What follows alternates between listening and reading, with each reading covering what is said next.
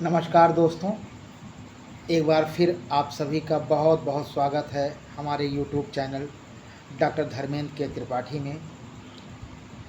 दोस्तों, आज हमारा टॉपिक है भूस्खलन, लैंडस्लाइड। भूस्खलन भूस्खलन जो है सामूहिक स्थानांतरण का एक प्रक्रम।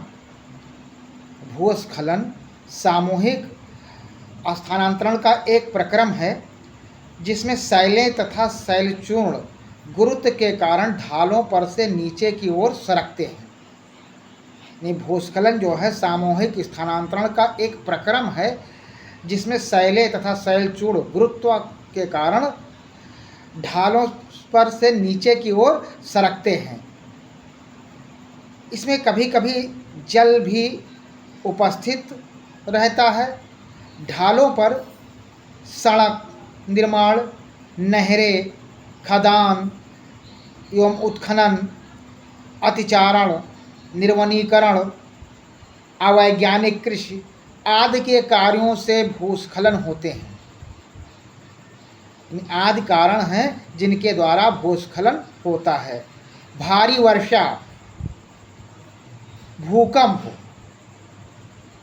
और निर्वनीकरण के द्वारा कारण जो है भूस्खलन की क्रिया जो है बहुत तीव्र होती है। यानी भूस्खलन जो है ये ढालों पर सड़क निर्माण, नहरें, खदान, उत्खनन, अतिचारण, निर्वनीकरण, अवैज्ञानिक कृषि, भारी वर्षा, भूकंप आदि प्रमुख कारण हैं जिनके कारण जो है लैंडस्लाइड होता है। पदार्थ एवं उसके स्थानांतरण के आधार पर भूस्खलन अनेक प्रकार के होते हैं। पदार्थ और उसके स्थानांतरण के आधार पर अगर देखा जाए तो भूस्खलन कई प्रकार के होते हैं, जिनमें शैल या मृदा अवतलन, जिसमें शैल या मृदा अवपतन, सर्पण, प्रवाह आदि है। भूविज्ञान, भू आकृतिक कारक, ढाल, भूमि, उपयोग, वनस्पति, आवरण और मानव क्रियाओं के आधार पर भारत को विभिन्न भूस्खलन क्षेत्रों में बांटा गया है, जो निम्नलिखित हैं या निम्न प्रकार से हैं। नंबर 1, अत्यधिक सुभेद्यता वाले क्षेत्र। नंबर 1, अत्यधिक सुभेद्यता वाले क्षेत्र। ज़्यादा अस्थिर हिमालय की युवा पर्वत श्रृंखलाएँ, ज़्यादा अस्थिर हिमालय की युवा पर्वत श्रृंखलाएँ, अंडमान और निकोबार, पश्चिमी घाट और नीलगिरी में अधिक वर्षा वाले क्षेत्र, उत्तर पूर्वी क्षेत्र, भूकंप प्रभावी क्षेत्र और अत्यधिक मानव क्रियाकलापों वाले क्षेत्र, जिनमें सड़क और बांध निर्माण इत्यादि आते हैं। अत्यधिक भूस्खलन सुभेद्यता क्षेत्र उपयुक्त हैं, जिनका नाम यानी ये जो है युवा पर्वत श्रृंखलाएँ, अंडमान निकोबार, पश्चिमी घाट, नीलगिरी, वर्षा वाले उत्तरी पूर्वी क्षेत्र, भूकंप प्रभावित क्षेत्र और अत्यधिक मानव क्रियाकलापों वाले क्षेत्रों में सर्वाधिक प्रभावी भूस्खलन होता है। दूसरा है अधिक सुभेद्यता वाले क्षेत्र। दूसरा है अधिक सुभेद्यता वाले क्षेत्र। अधिक भूस्खलन सुभेद्यता क्षेत्रों में भी अत्यधिक सुभेद्यता क्षेत्रों में मिलती जुलती परिस्थितियां हैं। दोनों में अंतर बस इतना है कि भूस्खलन को नियंत्रण करने वाले कारकों के संयोजन, गहनता और बारंबारता का हिमालय क्षेत्र के सारे राज्य और उत्तर पूर्वी भाग असम को छोड़कर इस क्षेत्र में आता है। तीसरा है मध्यम और कम सुभेद्यता वाले क्षेत्र। तीसरा है मध्यम और कम सुभेद्यता वाले क्षेत्र। हिमालय के कम वृष्टि वाले क्षेत्र, लद्दाख और हिमाचल प्रदेश में स्पीति, अरावली पहाड़ियों में कम वर्षा वाला क्षेत्र, पश्चिमी व पूर्वी घाट के व दक्कन पठार के विशिष्ट छाया क्षेत्र ऐसे इलाके हैं जहाँ कभी कभी भूस्खलन होता है, इसके अलावा झारखंड, उड़ीसा, छत्तीसगढ़, मध्य प्रदेश, महाराष्ट्र, आंध्र प्रदेश और कर्नाटक, तमिलनाडु, गोवा, केरल में खदानों और भूमि धंसने से भूस्खलन होता है।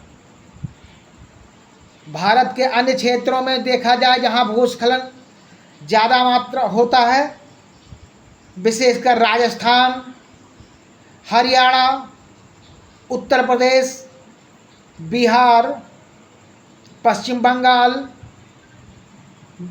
जिसमें दार्जिलिंग को अगर देखा जाए तो छोड़कर असम, इसमें कार्बी को छोड़कर, और दक्षिण प्रांतों के तटीय क्षेत्रों में भूस्खलन युक्त हैं।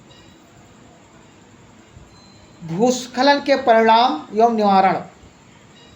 भूस्खलन का प्रभाव अपेक्षाकृत छोटे क्षेत्रों में पाया जाता है। भूस्खलन का प्रभाव देखा जाए तो अपेक्षाकृत ये छोटे क्षेत्रों में पाया जाता है तथा स्थानीय होता है, परंतु सड़क मार्ग में अवरोध, रेल पटरियों का टूटना और जल वाहिकाओं में चट्टानें गिरने से पैदा हुई रुकावटों के गंभीर परिणाम हो सकते हैं। भूस्खलन की वजह से हुए नदी रास्तों में बदलाव बाढ़ ला सकते हैं और जान माल का नुकसान हो जाता है।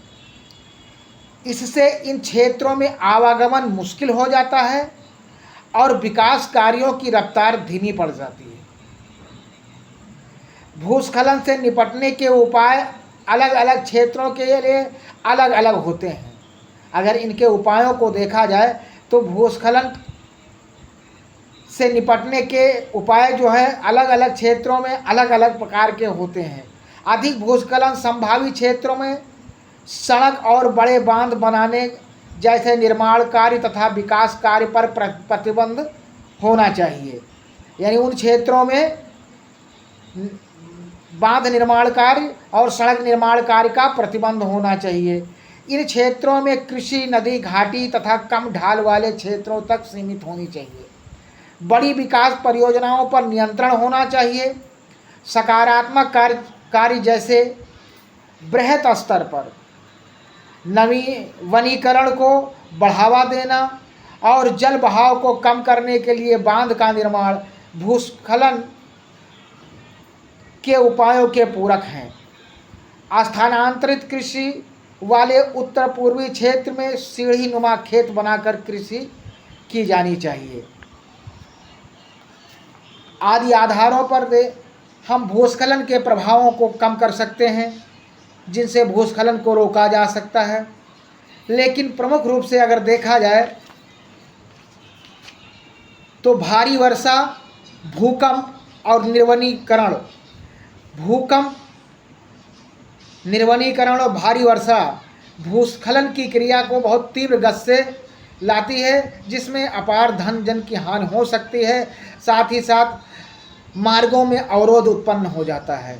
इससे बचने के लिए हमें जो उपाय बताए गए हैं उन उपायों को अपनाना चाहिए और भूस्खलन से बचा जा सकता है। उम्मीद करते हैं कि आज का ये जो टॉपिक हमारा भूस्खलन लैंडस्लाइड रहा है, ये आप लोगों को समझ में आया होगा। मिलते हैं एक नए वीडियो के साथ, तब तक के लिए नमस्कार।